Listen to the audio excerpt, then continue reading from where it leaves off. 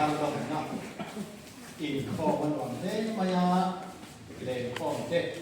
mà tiền bằng là cái đoàn thế maya lỏng mà thì gia đình ba chú cũng hàng đồng na cần xin trong cái đồng đồng như là na bây giờ mà cần hàng chú thế sẽ ăn đặt chú là mà chuyên mà đi là chú là mà cần cần là chúng tôi na ông ấy rồi sáng đi xong đi pani cũng ăn cái đó mà tiền cũng cho nên cần điều cần thêm đủ phát hiện là mà đại là cho là mà bên cạnh phương cần là thôi để cần thiếu thiệt cần cho thôi này gia đình na cái phong đàn từ từ phát hiện phải là cho người na nu na nu rồi tận nói sai so là cũng cần so mà tin cho nên sai từ khi una no dia kamo ni apa pula kan no mangin ati lo chu wang chua una no is mandat sai chui hi so lo pun kan so mai na kan tong tai na ko una no dia kamo ni apa na te am alo tam nan kan tong tai wi do dia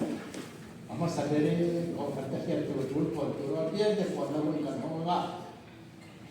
report tu te po om chuan report te lo lem lo chuan ku an ni se tu na ko kan ta hian tu tu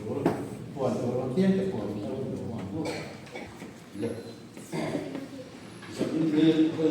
so pa kan khan kum thar lo ma ki ko ma kan lo ma ya kan to na ya na lan da la chuan so in le ki sa tu an ka kan biết của đấy nó có bằng chỗ rồi ngồi nó chun rong tủ thế lệ lắc thì lệ tủ thế anh lâu là đi không mà mà cho cái gì chứ đi anh làm cho tổ tủ ăn tập yếu mà dẫn nhà cái giải phô mà ta kim giải phô tui là giải phô mà giải phô mình giải phô tui đi u lao pa pc lao chi mà nó có PC lao chặt kia là ha Christmas thì là mà hắn cái hắn thì mà sẽ đem sang rồi đúng không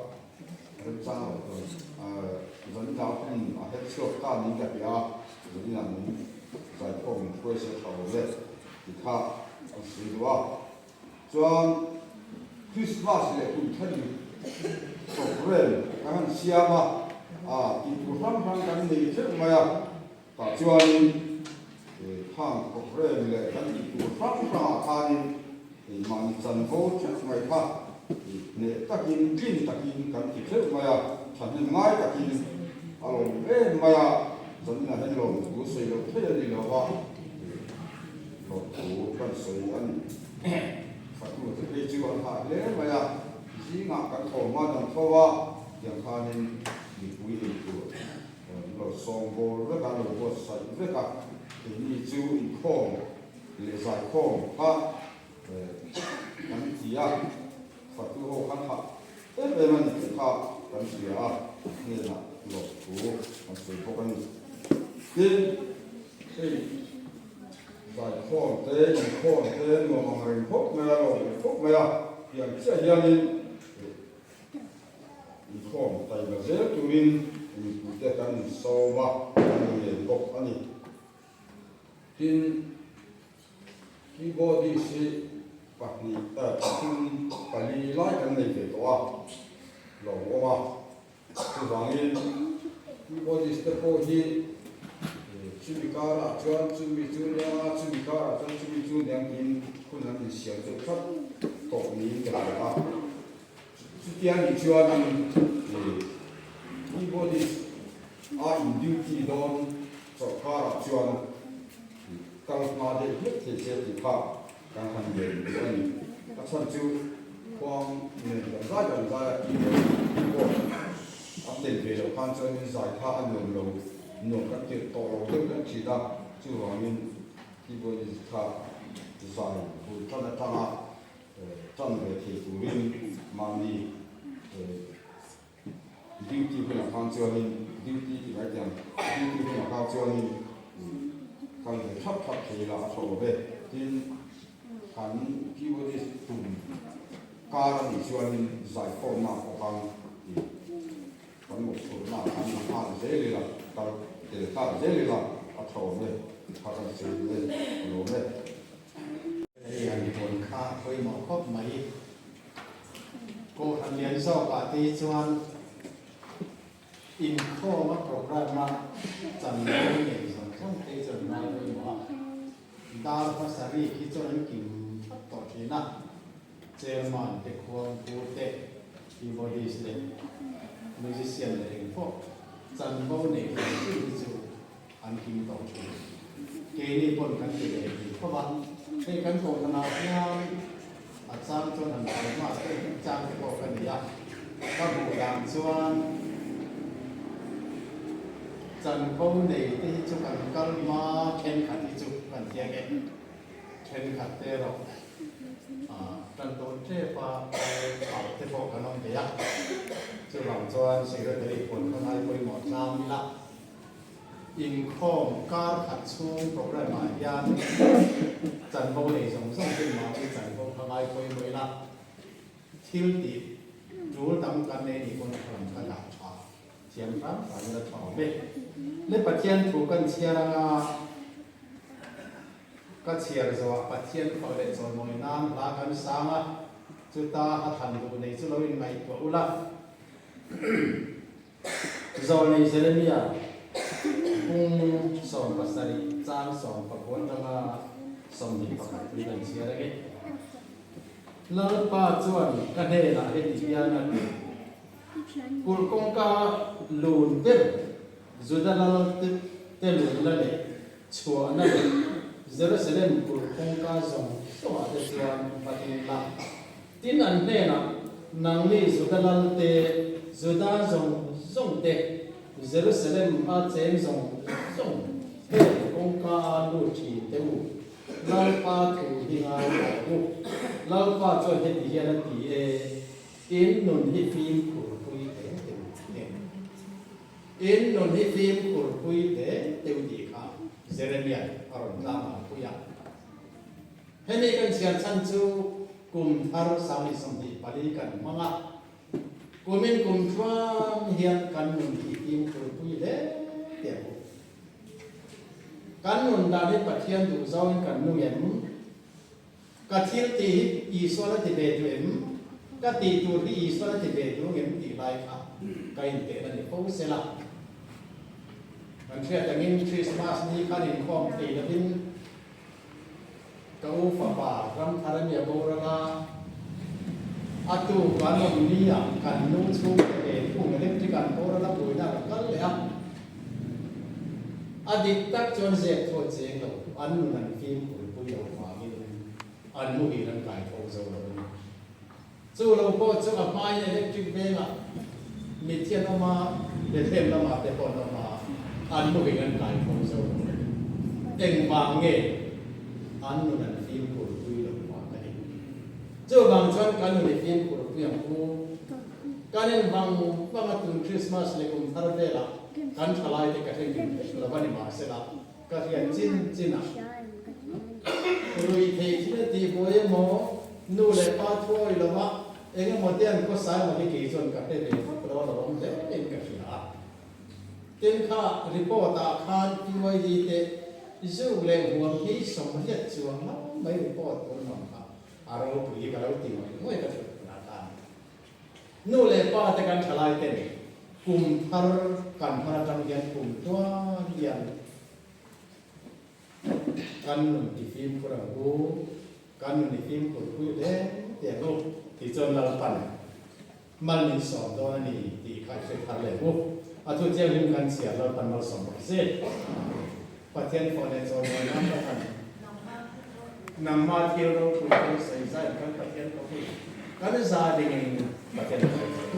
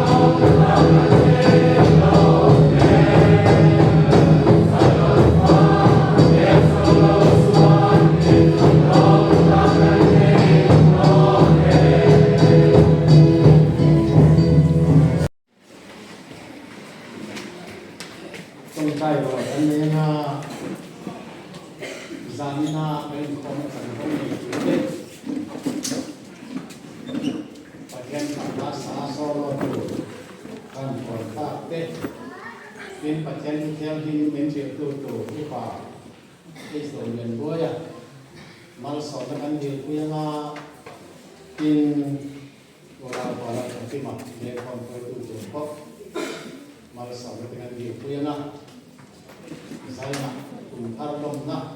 เรียนข้อมูลแต่ก่อนไม่เกี่ยอันนี้ไม่เป็นเรียนข้อมูลนี้แต่ก็ปัจจัยฝั่งเด็กสอนน้อยมันก็ดีกว่าใช่นะตรงใจคุยดูแล้วกันควรที่เทคาเพื่อได้ยินดูกันเปลี่ยนข่าวกันเที่ยงเตะปัจจัยขนาดที่ละหน่อยจะเซ็นกันใจปัจจัยมาถึงหนึ่งตรงใจรู้ฮาเลลูยาฮาเลลูยาitu nak cuanปัจจัยฝั่งหนาสัตว์ตัวเล็กบุญนาโนเราเป็นโมดิไซน์ของสองมาบุญนาโนเรียนเชิญชวนของเจ้าผู้ที่รู้ของสองละมาตานหนาโนเดียตัวละบุญนาโนเราเป็นโมดิไซน์ของปัจจัยฝั่งหนาสัตว์ตัวเล็กละลิโซนของสองเดียวบ้านเราจะไม่ได้ในบ้านเราที่เราใช้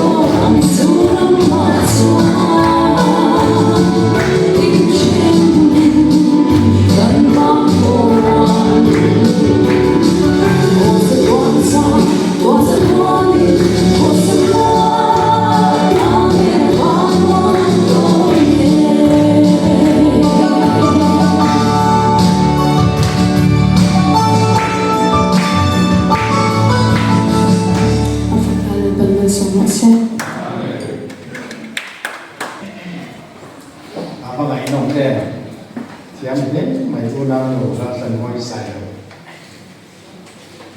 căn soloist thì anh thiam tang cái gì à BYD tiền Sunday sana dia apa bahasa tu kan lo buat ni anak jam kan pakai cái gì à căn soloist thì anh rất sắc khi kangai thắc ham lo dia main thiam main cái gì à aro bui cái gì đó lo không biết maya anh nia trăng hiền kan thăng thắt lo kan se tu te ko anh chỉ là à rồi hùng thổ anh đi lao pan hoặc là sản phẩm mà có con sò dế làm gì để xử các thằng cô để tôi nói cho cần phụ thiếu nó cũng bị chia sẻ của dân bảo nó một xe nên thay mình cũng trả các bạn đấy à các bộ làm gì thì khi nên là làm kia mà không tự đến rồi là extraคุณกำลังทำจุดสูงไปที่เราเด็กอะไรก็กินเด็กเด็กไว้หรอกเด็กไม่คริสต์มาสเด็กทัดที่ตัดส่วนอันหลวงเด็กตู้โบราณนั่นที่เอาเทลนี่โบราณมาเป็นส่วนโบราณไม่ก็เรื่องคริสเตียนเขาเป็นส่วนบุฟเฟ่ต์ก็วิ่งไปหมดเลยเนี่ยการทำที่เบี้ยวทีน่าไว้ไว้ขัดเสียงเทลกันเต็มใจกันต้องทีน่าสุบัติสุวิลวัเห็นseason greeting เด็กเด็กสังตัวช่วยถ้าสุดน่าสิถ้ากันบอกเรากันผ่านแต่สักเด็กยิ่งเป็นที่ก็นี่จะบอกที่เป็นที่เราตามช่วยนี่คริสต์มาสตัวสิ่งที่เราเห็นตัวเขาอันนี้แต่เรื่องเนี่ยซึ่งจะบอกช่วยอะไรเรื่องอะไร就往说呢，为了原因，Christmas 的他的那个查对啊，mang thêm siêu thì ở bắc tuệ, về sang trăng, mình thì này cả những bộ thì khơi một bên cần mùa, thì cần về đi kho thì nó qua lại sẽ về cho mình, đi là mình về cùng sang những sống mình cũng chưa minh bì, sống cũng lại là bị rất mấy, anh đầu bộ là thế mấy, làเราฟังตาละกันต่อคุยไปก็ส่วนสิ่งส่วนนั้นเราเจอแบบมีปัญหาหลายไหมซึ่งสมทุนเลยปัจจุบันสิ่งส่วนสิ่งที่เจอเป็นสิ่งต่างกันไก่ทอดสอเรามีปัญหาหลายเราวันนี้กันมันแม้กันเรื่องที่สู้ผู้มีเชี่ยที่กระดำต่อเราละผู้เป็นคนที่ว่าส่วนกันที่เราจะมีที่สื่อใต้เราเชื่อใจละกันหนุนสู้nhiều mong nghe, anh khi chết mấy mong nghe, anh muốn tổ cho sao đi là, cùng sáng đi xong đi bắt thua bao giờ dùng rất là quen số đi cái khả này cùng mình cái thì cùng tụi anh đi in cùng theo một lần trần nghĩa là bằng, mà sẽ đầu tiên ta cùng tổ cái xe mà sẽ tu mà đi đến giờ cả năm là ba, sự kiện bài cần gì mình đã sản thế lâu, sự kiện bài thế kia mình muốn đi mình phải thấy sẽ chụp bây giờ là bạn có thi đầu đủ tắm đặc biệt là cả đi và sẽ thì đã cũng có thì mình mang chỉ làm xuân tầm cái nhân viên làm gì đâu nhiều vấn đề cho bạn xuân đi gắn vào để gì thế và thiên phật thấy gắn ổn thế và thiên là in tụi thế là ông thế hi em mấy cái gì à là cho các bạn xem à hey Christmas thế hi anh được chuyện phố cái những cái Christmas anh đi từ khi December sau về lúc đó cái mình giải mà cái sắc card nó làm anh thành thế cái thứ thúi thế mấy sắc xuân như đây rồi vậy hiện sự đó bảo vệ vấn đề trong hiện office sản tế computer trong tế cả ngày thả thì tụi lại sự signal từ cái này cho ta đi phải tiền làm tế ngày thả tụi ta mới ta có quan cho ta tất này cả ngày thả nó sẽ lấy chuyện vậy anh sản sự Christmas thì mong ta kinh với tấm tập mong mấy là lung lên tập kho tập xung quanh với tấm tập cái này lệ zero vàng tê đặt là thao vàng tê in xuân của mình thì được cái bộ cần thể phố mày chưa vàng xuân ta mà cần không thể tê hi ta cái xuân của cần không thể thì phụ em mình thì ta phải tự tự gì là mình để xia chưa vàng xuân in ta ngay tu lễ mày cũng ít chịu cái khó kiếm tiền thêm được lúc xiêm để mà sẽ kiếm khó kiếm khó có thể miễn xuống lời vậy kiếm khó Christmas tu cảnh nông lên cái đủ bao bao ra là chỉ cần xí đâu cần bao về buổi nào thật là không được một quả số điểm đi có không tệ thì đối với mình là cho mình nữa gắn chụp quần hoặc là tin anh quý cái này đó đến đến sống gì lại của khăn sai là in quý gần lại rồi con chỉ phụ lên tham gia học bài khăn đi ở đây là học bài khăn ở đây là vô lớn tổ quốc sĩ này hắn từ hắn sẽ được quốc sĩ tin cùng daga Christmas ma sẽ tung kan tam lo chim te po tum la tan chu khe go lo tia chuanin program kan sia ma tin ko chua sai ti kan tia sai la ko chu zong ko ko dia zo la hian in sa chu set mai ka mo fe ko ka se je chan ne kan to yo hina tan program sia min la ma ko le tu ten no so mo ka chu chu la pan bi bai ka la Christmas ni khác mà chơi chuyện được hiện cái chung của hiện rồi ngồi ạ chụp vào mình thung thì lại đi thêm khác Christmas ở mang đồ thì vào mình asa rồi chế mang đồ lên cả là bao cả cái gì là cần sửa cả có mà cho cái cái gì thì rồi đi lại đi cái sống đi lệ asa đi khác Christmas rồi đang ăn chế Christmas rồi với thung kan se le de mai lo mong te ka sia in za te kan sai ko ma kan challenge sa kina ma chuan in zai le lam te hi an zai e ka ta ko in zai zo ko ba ma ka chu zai me zai chi ko de te ma e zai lo ke me kan challenge sa ma sin non le te chuan in an te che pa kan ne sa na le ka ka kan te ba se ta program chu in te te ma om chawa cho vào xuân xuân rộng là vợ khi mà họ xuân cái Christmas rồi thì cũng thơ rộng thì đang quý vị là thế mai đó mình vẫn đi làm thế chứ đâu bằng in hàng quang ông địa kia quang ông địa bên trái rồi chuyện thế mà tạm được đi từ A đến sáu chuyện chuyện cái bộ những lâu lắm sẽ không cần lo đi khăn gì rồi bây giờ còn thì là bên cạnh ông Christmas của món tật cần mong cái gì thì cũng tharo về làm anh đồ thế mà đi phát hiện suy cái tê phát hiện mình còn đang sản xuất cái gì thì đi cái tuổi là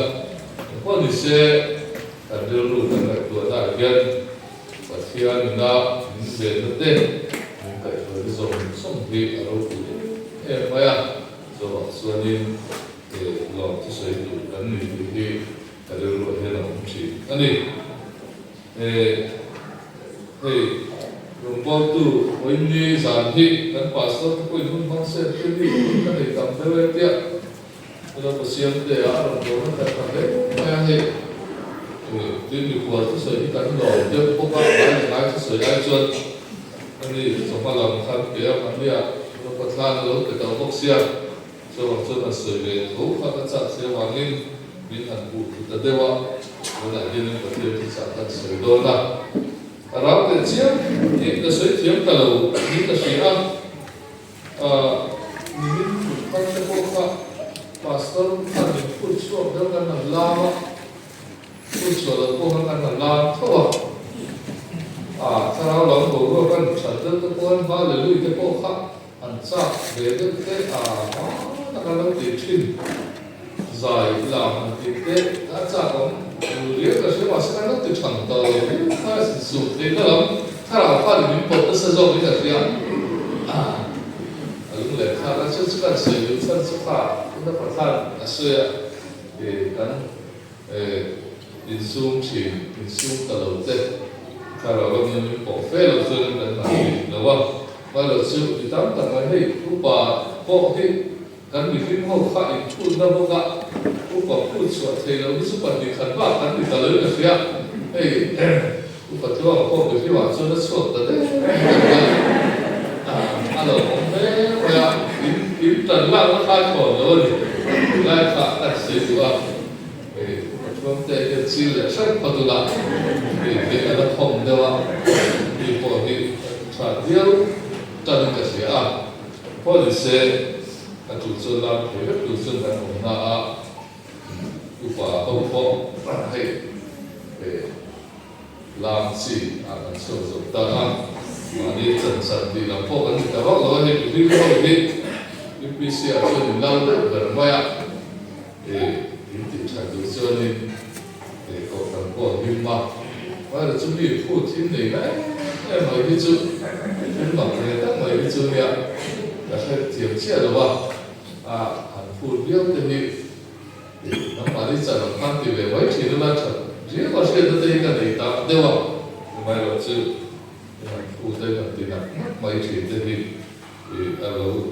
nếu mấy có thể sẽ dẫn lại cho nên tôi sẽ tụt tất anh em thì các thứ quý tụi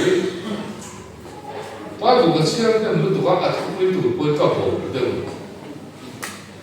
sân đây nó đúng về là pha đi olive pha đi hay cần olive bơi tụi tên chúng tôi là diện về là tiền chúng tôi diện tất cả thiếu đầu khác hay là diện về dù là sinh thì hay là diện cả xe tôi đóng về là mấy thế mà bây giờ cô khá cũng khá này cô xe tên này xe này mất thì khá xe khá khá đang mỏng đúng không tôi diện thế này là xe bị nó hấp đúng không TikTok thì nó mà thế này cần thế để cái sự sở tạo nên cái điều là một thế thì rất là hết tiếp trở sự cái bộ sẽ giảm của chúng ta chứ thì vì sinh lòng tập thiên quân sự từ mai của sự như vậy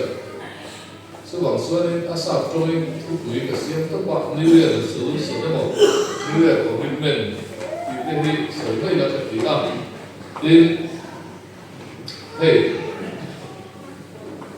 tính đến đi anh sống cũng giảm xuống có tính khó của chị khác cái tính khó thì cái lâu cần xin nó vào mình cần được thêm tài đến sống thung bạc hẳn thì sẽ bán sống thung bạc hẳn giảm khác cái dần cô rồi có vào ngã hết bữa đó tên số nó cũng có xảy về pha nhẹ thì mình có số khẳng định mình không về cái khác thì cũng khăn xỉa thì mình có anh hết bữa đó là có anh thì riêng mấy thì không còn riêng mấy anh không là xuân thành mọi lầu về là xỉa một lệ sân về anh cho nó có lệ sân về anh số thì ya sáng mà thì có đi xe dẫn lại kia đi thì cái xe cái xe quan một tí là xe thì chút phá cái xe cái này chủ đi cái xe này thì có lúc sao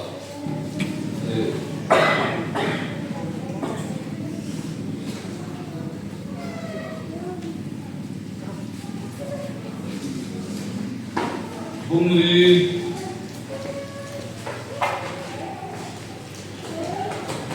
sang sổ để ta xử lý để mấy cái này mình sẽ biết tổ thô hành xử về sự tất cả đối này có lúc sau bung đi sang sổ và xử lý tin cái quan hệ là khan rồng vốn đã quay một quan hệ đối với cô rổ tiền châu thì chọn được cái đối với là chủ thủ khăn cái đấy thì cô vốn là cái quan hệ là rồng vốn đã quay một quan hệ này một cái để đối với cô rổ tiền châu thì khác sự tin hay tận địa là người có mua bị sự trả lại cho cái bộ cái này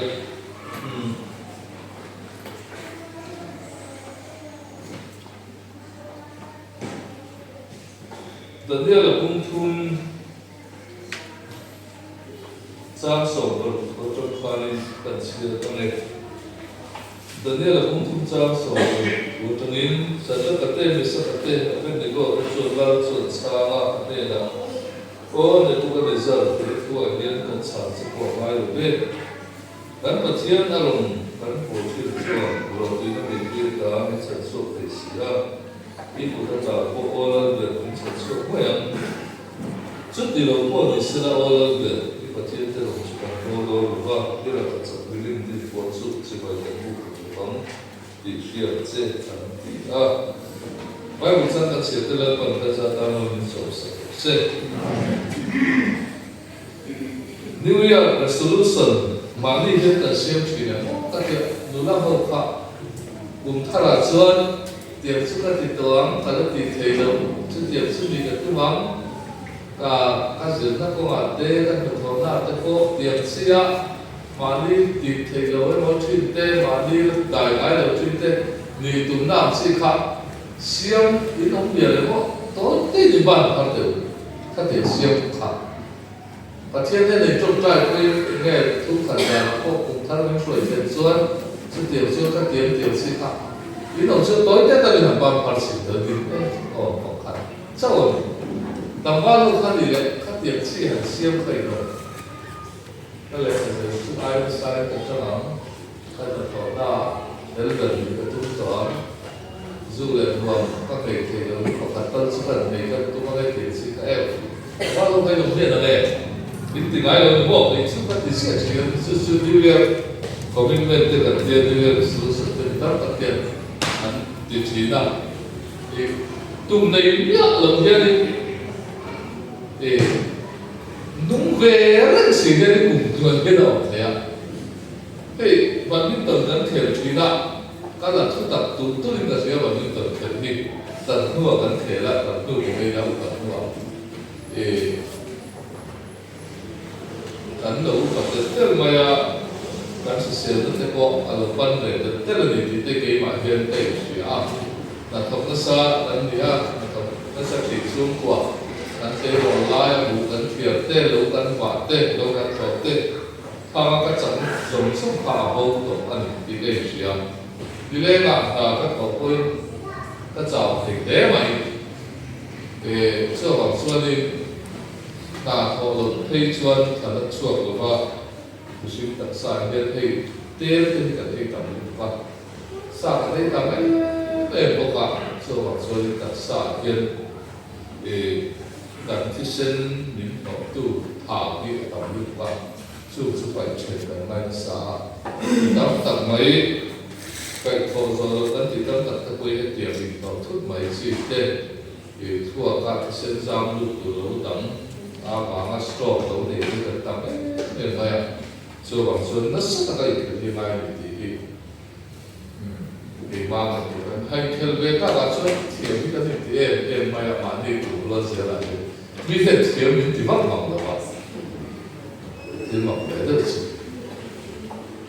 attention in kêu cũng tuân sắc mà son biết rồi đúng không mà son được tất cả những sự sự cần sử dụng chân chữ và thiên đồng bộ nó cũng ở tại bộ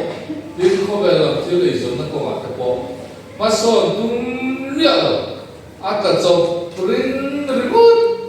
mấy người suy nghĩ thế à chung đi tên là cho nên rồi tìm ra những ảnh thiên một liêu này rồi tìm tụng liêu lộ chuẩn mi chuẩn của mình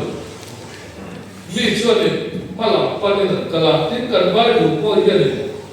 mà làm phần đủ linh thiếu tháo lộ thêm cái khác bộ về đủ linh mình thì sự gắn tị gắn lại vào về sự xí lộ chuẩn vai trò này lệ khai sẽ là đi chuẩn đan ca song và đi tết song và ba tiền sẽ là nắm in đan ca nga về chế diệu chuẩn đi khang ai rồi so bằng so đi em nghe một tao nó đi về nên chuẩn đi tung tiền hồi sáng các con số bôi các hồi sáng con số đi cái thực tế các sự về tế còn nó là còn thực tế tiểu qua cả số chúng ta chúng ta sẽ tiếp tục sẽ cũng là lưu ý của sự mình rõ rệt rồi lo tam viêu đi để tam viêu tập qua được rồi rồi sẽ khó đi để tam nó gần xuống đi tới đi mình xin điểm gần áp đi tập đi dâu điểm gần sự hai lẽ cái gì à hay financial management chúng ta cũng có đi training lắm tập để cần này chỉ là tụi mai video thì cần bị lại được ta mà sẽ chỉ là đi 3D cần bị lại được financial literacy training là địa gần tới này cần sự sao rồi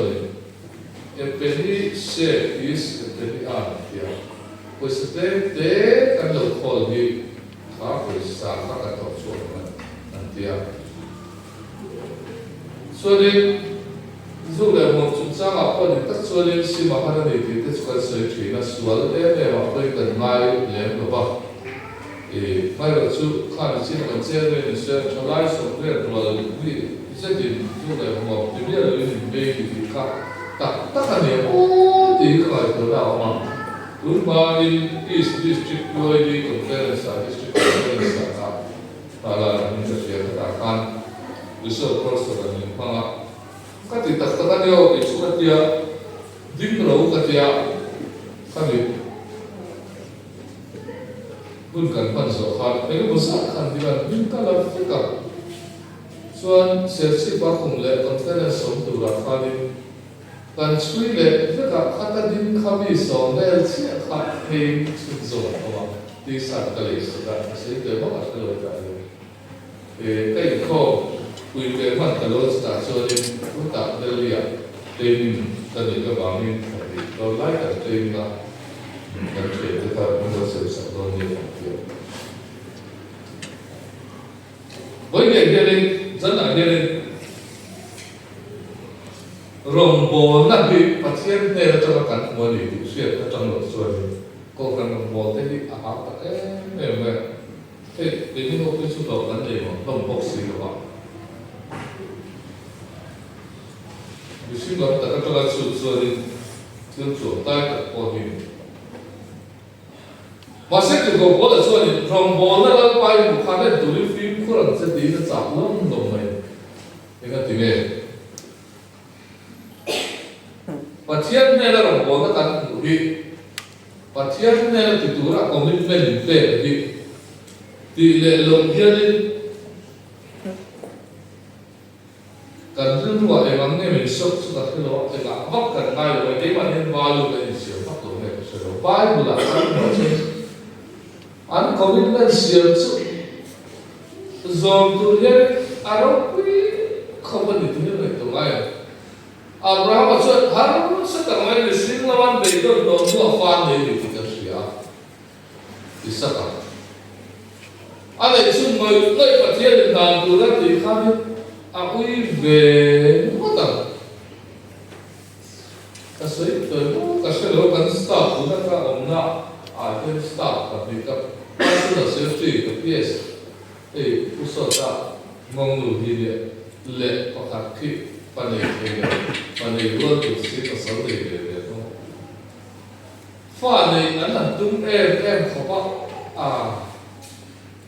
mình suy nghĩ là thì thế sống sống nó chân tím cái gì à anh nói được đấy mà ya là tốt thiếm không cho mình nó thì khác chỉ đến là cái là tủ lý là tiếc khác anh mình sẽ phải tủ thế thì nó đột tiếng mà và khán giả cái chủ tân sở khác cái chỗ cái có gọi thật lên và đến lúc người ngồi chú bỏ đắm đầy để bế xe ra ông miệng đồ đầu đua và thiên đình đà tù ra để thang Abraham chứ anh ấy gửi xuống nó sẵn đà tù những cái ngày tổ chí đó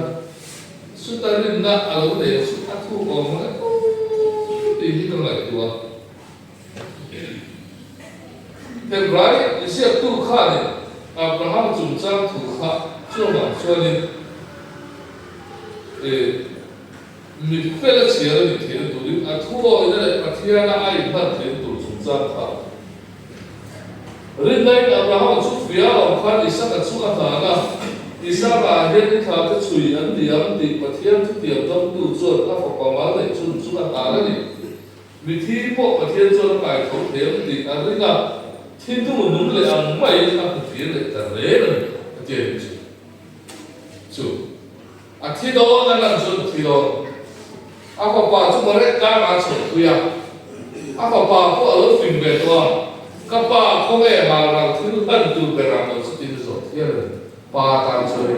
xả thang không chứ thì cho nên và thiên chúa ấy là pa chúa trốn ta và thiên là chết và thiên chúa dễ là pa chúa chết để đúng không thiên là bản tu thì lại tất cả thiên hắn sẽ dùng sốc anh thiên lúc anh in xuân là thiên lúc anh thiên trả lời thế mà thiên đấy là in ban tu lệ tu lâu đấy in xuân là dùng sốc ngày ảo được là quả chuột là chết xong Abraham đi vào quả chuột em mặc thì ít vào ban đây chun bôi người lâu vào mình thì ăn thọ tên tất mấy đồ đã chua từ thứ điểm cho cái đồ tên thì ta từ nó ăn thiệt lòng chết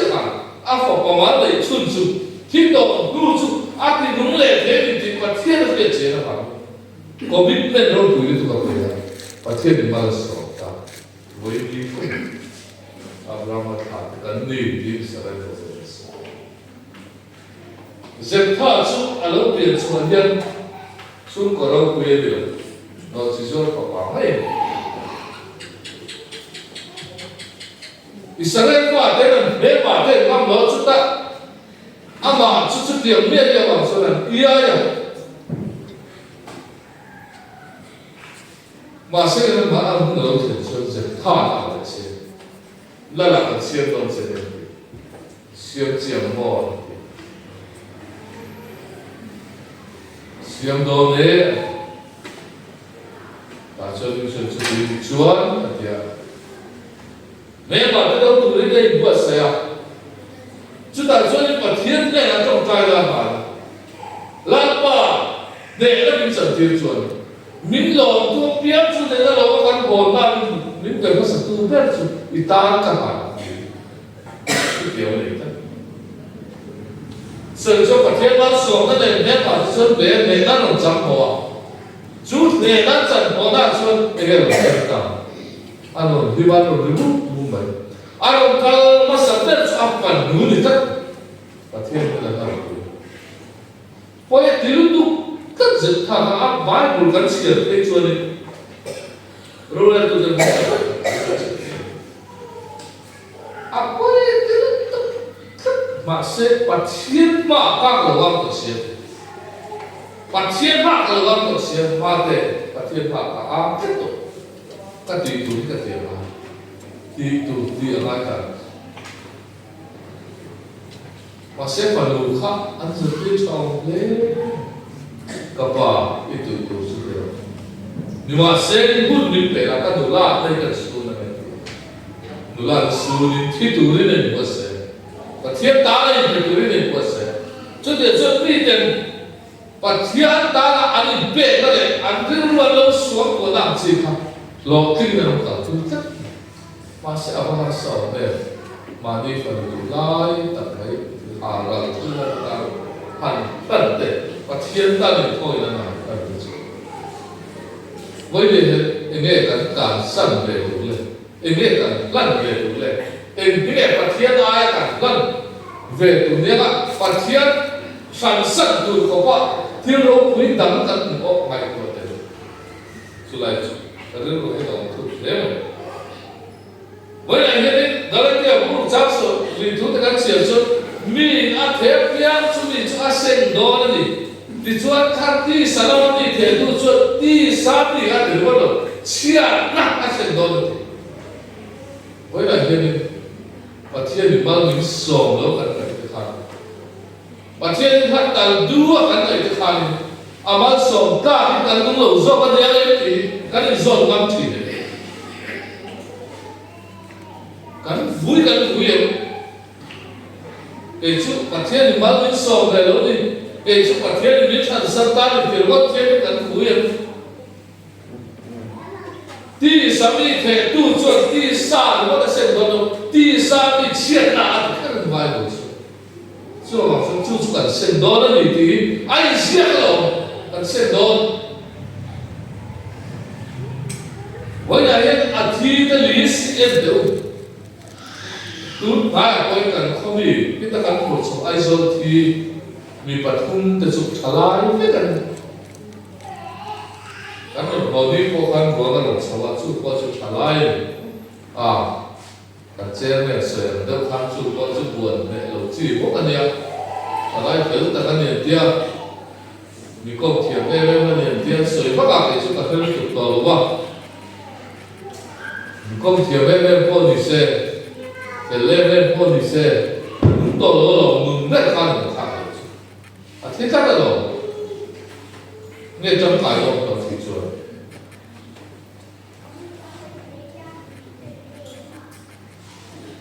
นุ่นน้ำมันดูเลยนิชาจะพูดส่วนอะไรเวทชาสิละมวยบอกว่าเทลุสเซลล์ตัวเวทชาสิบาบุลาตั้งโมสิส่วนบางส่วนเกี่ยวกับการนุ่นเทลุตัวเวทปัจจัยน้ำมันนิสโซเทลุตัวเวทการดูรายละเอียดนี่กันสุดว่าไงวันนี้เนี่ยประเทศมันส่งต้องตามลูกของเพื่อนกันมันส่งนั่นในลูกของเพื่อนกันผมท่านอะไรนี่ไงตัวเลยบอกสุขภาพท่านแต่กันนั่นเนี่ยอันเดียวกันที่บาสเนี่ยสุขภาพดูมีองค์กันนี่ชัดเจนตัวมันนี่ก็ส่วนกันส่วนยา politik ส่วนนี้สักตัวเลยสักตัวพวกเราผมได้เสนอเช่นกันชนะไม่ได้พวกอามาลิกุศลกันชนะตัวนั้นกุมารกันชนเลยผมได้เป็นสุขอามาลิส่วนการกันชนะที่หนึ่งเช่นมาได้จะมี我这个有道理啊，你不一定说看他为对的地图的地图，那肯定的得了，说看那个看。我先说看出路来龙上，听个公公上面把他看不多的，他来了。我那时候不一定讲你那个你看路出来那个看去了，你第二个的听说的你不要你对来形容说，你不一打说。谈论的是另外，买了说听长的多了，听长的是说，我呢说看出来的马拉的口看不会，但老说他穿了皮了，后不一样的多了点我也你说那你马拉皮就说看那头老女的会，说看头你说我拉我是会啥的嘞，都会，都是这么多看都会，就当的他是当的。所以我说的，因说我们在过去很多年开始，因为国外有做，skill development 的这跟后来说对我过去，我上次我是来对我们当我有对你的那样，这下人可以比的是啊，所以类似跟的employment department level employment department skill development 这样。这点我不做的，这应该是大一点。我也是把天的都，我买的么自卡，是看的点都到 ，skill development 看的天嘛，就比方说的，拿头干嘛，就比方说的，出来的说拿的多entrepreneurship 的包系他挑天的都点子的包。in ngay thằng ai mà sửa cho lại vì innovative tất cả mà những idea này thiên siêu chua cả trước tiên là bắt đầu đủ hậu các điểm hậu cả vì thế là đủ số mà làm việc rất là investment thì đủ đi khác thì so với họ sẽ được hậu thế khác thì ta lưu được để quy trình là anh phải làm được cái sự gì khi cần chuyển qua bản lại phải bị qua hệ顺路làm người quy trình này cho là quân số tất cả tới顺路dài mỏ điều chỉnh sẽ sắp tới hỗ trợ tới sắp khi người quy tụ được có cái chủ đề cả mà có cho nên thì anh cũng cao được với lại coi như thì thay xử lý để đón anh thì ta để số phim để mà ra để mình việc cái này để mỏ với lại cái việc liền thì là số phim để chuẩn xí rồi chuẩn xí biết có số khác sẽ bởi đồ thế tụi hắn đều tìm đâu thế mà những cái đồ thế là những cái tìm về thú khả chiết tê về lâu tất cả là thọ lộ là đi mất tê khắc kiểm người lâu khan cắt thọ nên na bằng lộ thì nó tụi hiện chú cái hình chú cắn kỳ về tụi số khác nào nó lấy gì mà cắt thế là chú cắn nào có phát hiện mình bùi lắm ta chân mà ta còn cần là thì nó cần đầu dễ là cái gì mà cần ta còn đi thì office thầu cái thứ khác về bây giờ cái gì chỉ cần cái lộ có phần khó khăn thì các chuyên gia là có thể khó khăn sáng một cái các office thầu cái số nó chút value system dan value là anh em thì về khai là về đây là anh em office chút thứ khác sang đây là tham gia những cái gì thì những mặt các cái gì đó là vì Việt Nam mình thôi nhưng mà sẽ một tiếng thủ chuẩn bắt đầu bắt thủ chuẩn với đại nhân thì hay cần trả lại chuyện khác khơi mà tôi quên thầu cá thì rồi này tôi quên là quên thì để mà tôi làm tôi quên thì biết là anh chạy người ta và sẽ khác qua lộ trình thầy con gì anh vì ta đã làm một chuyện này innovative để thứ thang này của để cái tiền nó chẳng chuyện hay tôi đã coi như ram ni kan na em zoro we vai ram te su kan sinan dia wa tu mai re la kan kal sa ko ya bas te ko ni kal sa kal ram mai ti yo to re sa mo na ko an jin na sa wa ko ta an sa wa ko ni ba na te ko na kala mi ne to le me ka ka se le me vai ram su le la de go rio mai ram ruộng cái cái mau quý điểm sẽ cái ông ta là viên nó khác từ ram nhiều tổ ram nhiều đuôi em này cái này là số thỉnh ra là số cái này cần phải công bер để vụ quý công việc cái những nền hàng thì cái số anh ram số gian về có số để số mỗi quý cái nào mày thì ta mà tạo được ta thì cần sử dụng lại chứ mà làm quan tụ nó cần phải sử dụng thì nó chẳng thì tụ nó khác anh vẫn không cần trở về thì các bạn cái này là chuẩn khó ta cần khăn đầu tiên là cần phải đó chú cái chú nó có đường thì chỉ cái này không có chặt đầu nó sẽ sau khi mình đầu xem rồi là nào thì cần tiền nào vào mà cái đồng tiền xem là sau khi có quy tắc nào để lấy là chú cần chi trả anh thì đặt tất đầu là mình sẽ đặt một chú sau khi nó sắp tới được chi anh thằng xuống anh quy tắc xuống nào có thể sẽ cái gì sống mà là con chỉ sa số lâu hơn này mà thì cái điều đó mà nó để cái chuyện đó về mấy thì cũng biết là quy tắc sống có còn lao về tận thân là anh chỉ biết mình rồi khác là còn mấy là liệt cái cảnh đó đi sẽ không cần khó sống to đi sẽ không bằng chút khó thì nếu thế là số lần là mấy cái khác anh trả số chú lại cả sử dụng chú anh trả lại có quý để chơi được các bạn biết cũng muốn là và chú tưởng là mình đã in xiêm về đi rồi nung ba ngày nó mất đi nung tên chuẩn đi đến mà sống dễ rồi thế ví dụ nó mà việc thì để họ sẽ các làm ra thì đây đang xây thì là các bị bồn này cũng quan nơi ở trong thực coi thì đang làm tí là được rồi thì cái lễ hội sống nó thì căn điểm muốn thiệt tu anh rất là hòa mình em mà đi mình thiệt tu cái tam kham chút thì cái chút trái thì lâu thêm hiểu được căn điểm muốn hiểu những tộc thái này vì họ sẽ phát đến anh lộn do khác thế thì người thì phát đến anh lộn để tất sẽ thiếu nữa vì họ sẽ phát cái tùy cái đủ do khác để mình người thầy phát cái anh tùy cái đủ do tất chưa vào mình cắn điểm như này rồi tuân viêu chỉ mấy là anh luôn tất thì vì sao anh sẽ cắn nhiều viêu rồi cũng là khá là hey India mà nắm rây tổ hậu cây chứ cũng rây tận mấy à số không là trong tổ phai anh ấy rồi nó để em kiếm mà hiểu chứ không có individual số labor anh ấy rất là số bằng rất sâu rồi rất sâu thì phải phát triển liền vậy cái tiếng số rất là cao đấy đồ cái số đó số anh ta cũng là số đó sao vậy cái tiếng số là cao liền vậy vì do chú cắn thì chia rồi được chú mình cũng hiểu sự chín mấy ở hàng kia nàyการเรื่องหลวงข้าเดียวสองพันในตัวนักในที่ละชาเลนจะจะสุกันสิสมบูรณ์ก็พันแต่พอมีมาสอนกันดูชวนนี่อาไก่ดามาอาไก่ดามันกันอะไรเรื่องอะไรกันชวนจีนไม่นอนชวน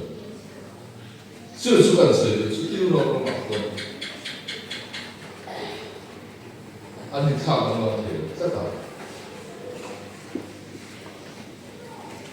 ฟันเนี่ยจะไปบอกสิคริสเตียนนั่นก็ไม่บ้านเนี่ยตัวมันจะได้ไม่ได้ง่ายกันเลยที่บ้านดูง่ายอะค่ะจนคนนั้นก็คนหนึ่งติดชัวร์ครับ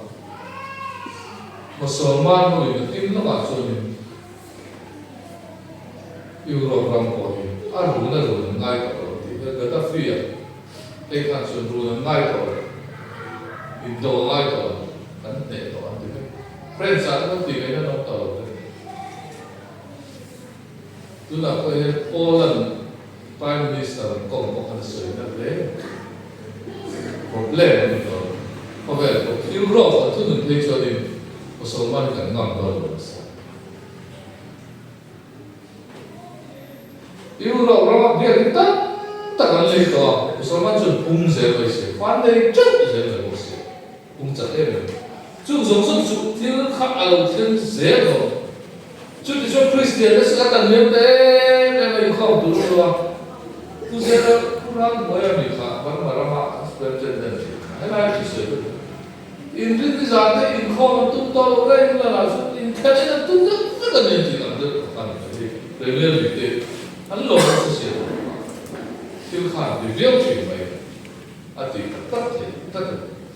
ส่วนนี้การหมายตัวได้เป็นการคริสเตียนก็มาพอดีมาหลังปัญหาจุดเขาเป็นที่ตัดไปคุยกันสวยกว่าในช่วงนี้รวมบอลตัวช่างกันเนี่ยเห็นรวมบอลตัวเตะเกี่ยวกับนี่นะกันที่ที่เป็นสิ่งตัวอะไรที่เป็นตัวบาลีนี่พูดกันเหมือนเสียครับรวมบอลน่าจะปากันดีครับหุ่นที่กระสือเรียกว่าไม่ขัดเสียหุ่นที่ปัจจัยอินอังฟิตเขาเป็นไม่ได้เป็นเขาเวลาสุดก็จะกันเสียเรื่องนักสัญญานี่ขตาตาการส่งประกาศนาประกาศก็ขตาที่สนิทชุดเดียวช่วยมาแล้วอุปขตาการส่งมาปัจจุบันนาประกาศชุดที่เขาบอกถูกเรื่องจุดไปมีจนวันเลยนิดที่อะไรที่โทษชุดไม่เอาเสียชุดวันเลยตัวส่วนถอดได้มาไงถอดได้เราส่วนเราถึงนักข่าวตักเลย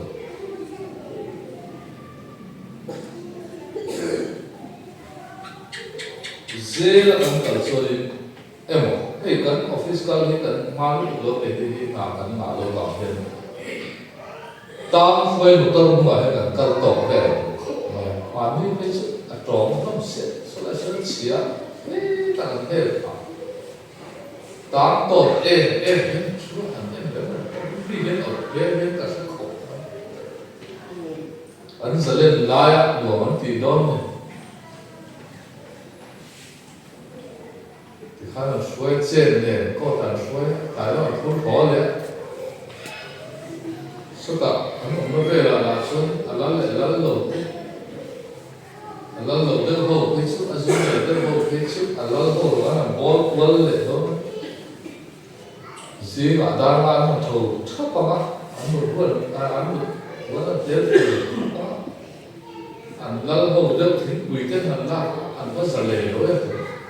wi sil ten ha wi ha so kho tu ze an al sun nun sia za le na lu sia an chen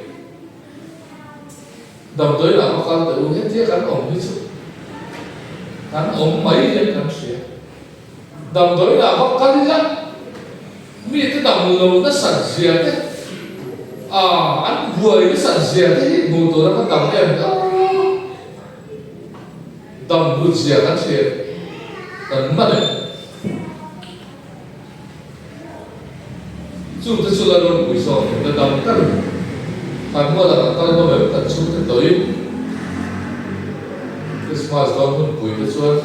xuống cái thàn đó mình biết đó mình bị phải á phá cái cắn cả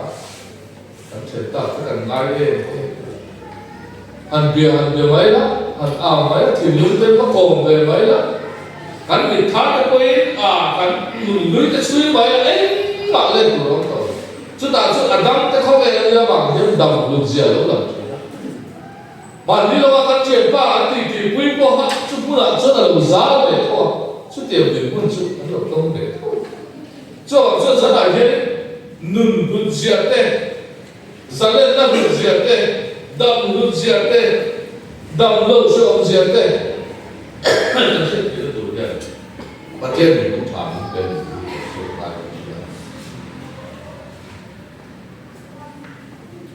dan dia chuyện tới chuột Bilim mà cụ nó chỉ vậy cụ ra lơ để chúng ta đi sang là tìm khám tiền tung đầu đấy lơ thế là chỉ là lơ mà chỉ vậy cụ về đó là Bilim ăn cầu sao cho anh sắp ở bên đây cô mi thì riêng đi im tung đấy đúng là cái tâm linh tế chỉ vậy phút nó muốn trả cái gì chúng ta từ đầu đến cuối ta cũng có sự anh đi chán nó khác chẳng anh thứ水果chẳng anh thứ水果đi chán nó có chẳng anh ô lần đầu hết thôi cắn chán sẽ có ngay rồi đi biểu hiện tất rộng chỉ vậy phút nó cũng đó đúng đấy chung là cái chuyện bát thiên mình sản đam thế sản đam lâu lắm sẽ trở thì đó chú ai trong cảm động lệ do anh linh đã biến được rồi quý đặc sự mình sản đam đó là bọn sẽ cần buộc xuống rằng hết này tôi đâu mình sản đam thế rồi ý định không mình sản đam là sẽ cần buộc xuống đâu là thế mà thì thế là ông tôi đây kiểu là bao nhiêu tuổi rằng là bà thiên linh là có bà thiên phía nó sẽ tắt mày là mẹ em có biết lên mẹ bề tặng Daniel bà thiên để cho Jerusalem làm hơi là trồng trại gì mà sẽ trở thành hết rất là bề bọt. Sau cái bọn này bu cả an toàn luôn không hẳn azam đâu đấy, vì có biết lên là để tạo chuyện, biết về sự sợ thì lúc anh sẽ tạo chuyện, lên là tung tờ, tu cả lần ba lần sau cái bọn này bu cả không cả lần, anh chẳng sống hết có đó là gì vậy xia, anh đi lùi chuyện, nhưng mà xem đến đây là chân cay cả này, muốn mang dùng có được việc tu, nhưng mà xem arong này là anh có cần ngay xí mình đâu lại biết xí là đắng lắm đầu cái rồi dùng bữa chúng ta khắp mặt về dòng lối điều mà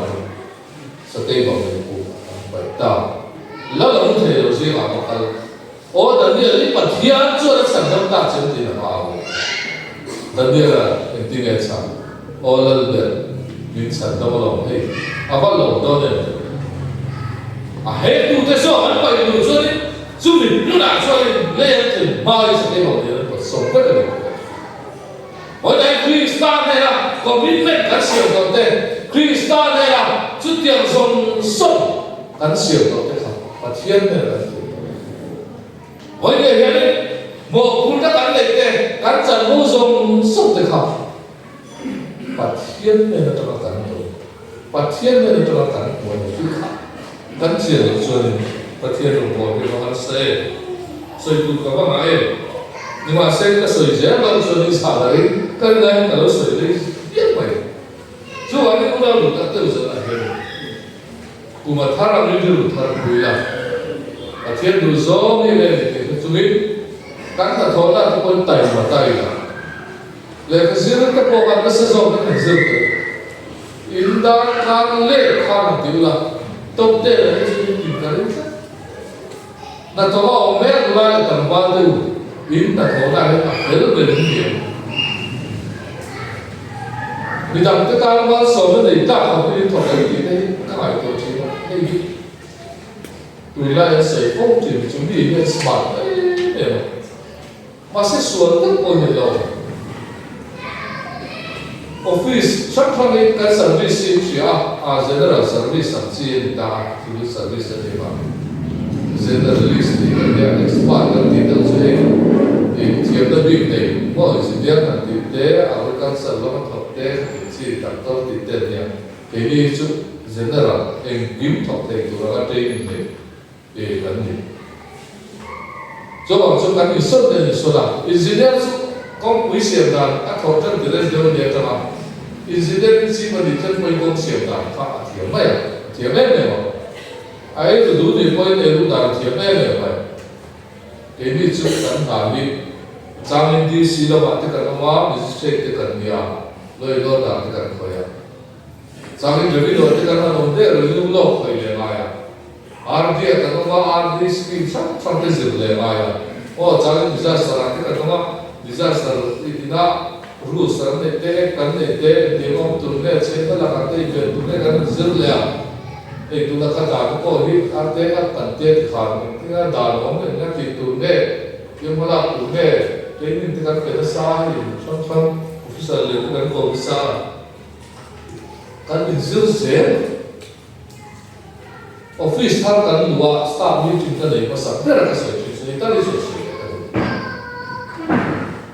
với lại cái thọ chân cái chuyện rất là mai thì cái sự chuyện cái thọ chân chuyện này mình bùi tiền ham chuẩn nó đủ lên cái thọ chân với lại cái priority chứ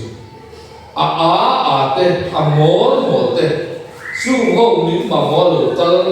mình nó đòi tụi ta mình để sẽ tụi nó cái sự chuyện tim cái office trip cái mà office trip personal bus cái cái lo này cái cái này cái khai khang luôn mà khang mình đòi tụi cái mà sát anh nó cần sát nên rồi lại chúng ta muốn mà có đầy đủ mình sẽ không phải ta chúng ta sẽ tiên chỉ là mấy cái cái tin cần phải cái này cái chuyện giúp đi cái đó thì chúng ta còn lúc phiền lắm lúc lâu chỉ cái đó về chỉ là mình sẽ sai cái part của chỉ cái cái là part lâu là tiền chỉ cái lên là bảo bố về mất rồi các hộ dân mình quý ta là tiền mình quý ta hấp dẫn nó được tiền cái này của nó điểm quốc hành với cái gì nào có những thứ là vì rằng ta mà sống cho người ta cắn khổ hiện lại để chịu commitment cho những cái gì mà mình tất cả mọi người sẽ xóa đi rồi với lại cái thọ anh đi quay sự quan trọng đi mình mất cái thọ anh đi quay mình mất đã đi quay rồi cũng thể tùy lòng ai sẽ thế này company thọ cái điều mà hồi mà cũng đã một cái điều mà đi smart tất cả mọi người ta đi mình mọi người trước tiên nó cần gì thì cái được đấy mà anh thấy mình ăn chọn cái này của mình vì vậy thì là chứ anh thấu nào sincere về việc luôn về việc nông về này này với là phone call của cái đó mà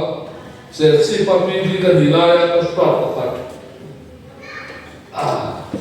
anh đi quay sang nó là xin các cái là bao nhiêu họ cũng đi sang đồ mặt tiêu nhiều mà chứ vì anh ở chùa đấy nhưng mà anh chỉ tên cũng là đinh khắc vì phone nó được chặt được cái sai cái gì cái lỗ đã sẽ cái khó mà nếu chừng đó là sai cái gì cái lỗ đã ta là cái anh đi à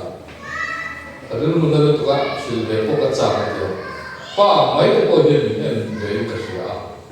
thì trước tiên trước cắn là thấu nào câu chuyện cắn stop cái câu chuyện thì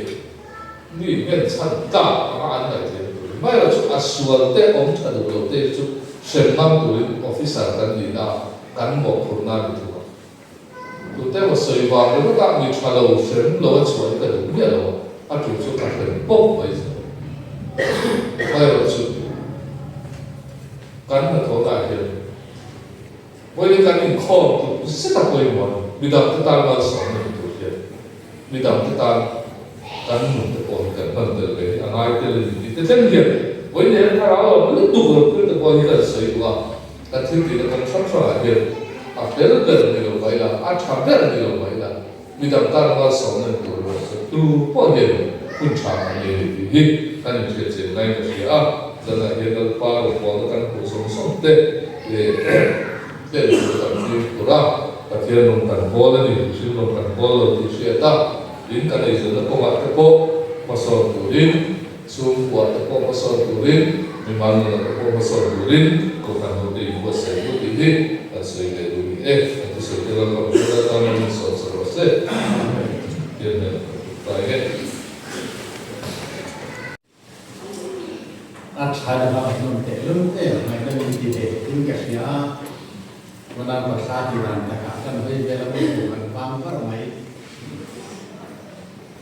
achang chuan khara taka tharaun chom tu mai kha chang kan ni nga achang chuan kan ti satak satan cham ka na tu lam te kan ngai thanga mishing kan ni ma wagin zara kan ngai tha ang nung katiya experience ni he concern ni chuba ta ro mai ta ta ni ma se ha so tin chung chang ka sia so thi ni zo nen kan hoi pui na pare to te sang ka ko samriat pariat kum sam thum panga ka ta ni chu kan ni ni sam ko ai chi ga ni so ka be ka hian ni tu te ka ta chang ni kan soi bak baga atho he na takin kan ti siro ko ni khati lai kan so thi kan sei na sa e ma bai thu nge a kan na tu lamin boi pui tian kan labunga su tha ka por pui chuwa Bangladesh kolama kal da do ne ti lam kal kan ti và đây tha cái Japan nông nghiệp nó online này nó anh chụp hình ra anh xin nan cùng tin này metric ton nuôi phải cùng sống chua tan cùng trách sai này làm gì anh nó đều là cần gì thế anh chăn chụp cái survey na cùng khata metric ton sinh khát có phần nào là thằng chụp sinh anh tin nuôi cái thằng mà họ làm mấy sự chụp có anh xin nan azat không phải cái dục sĩ đã sản xuất cái sợi bắc bắc ác họ là mà yên cái sạch lịch sử rồi bây giờ cái nông dân tu tu sanh khan cùng thar cái chuang kaya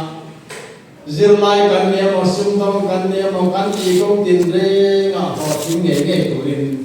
tay mà ta kinh đã tin trong cái số kiếm đi anh đi mà ta gọi là sợi để lúc này chút về Patian Pakasa Turin Unalu is deal san Zwika lagi suami sang Zwika aku. Mohon dilangsung. Hãy subscribe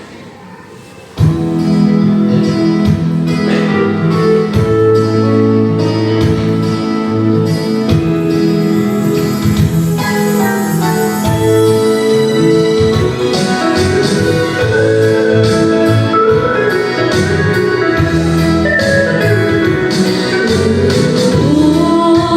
kênh Ghiền Mì Gõ để không bỏ lỡ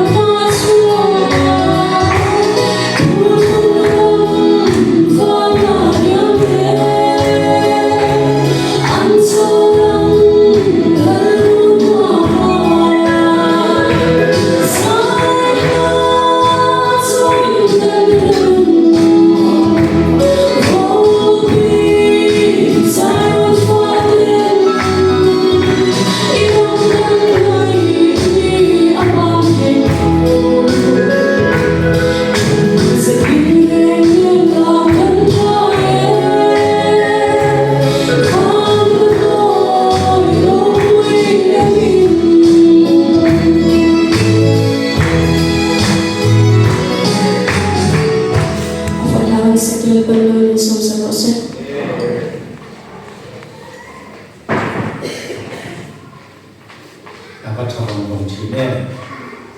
apa in kong ban yan ting kui in tu kan le to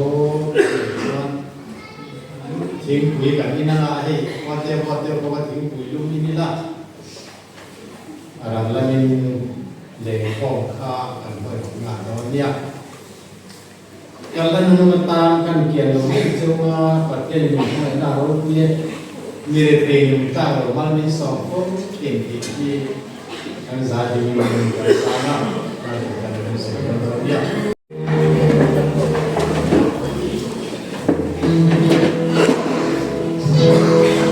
Thank you.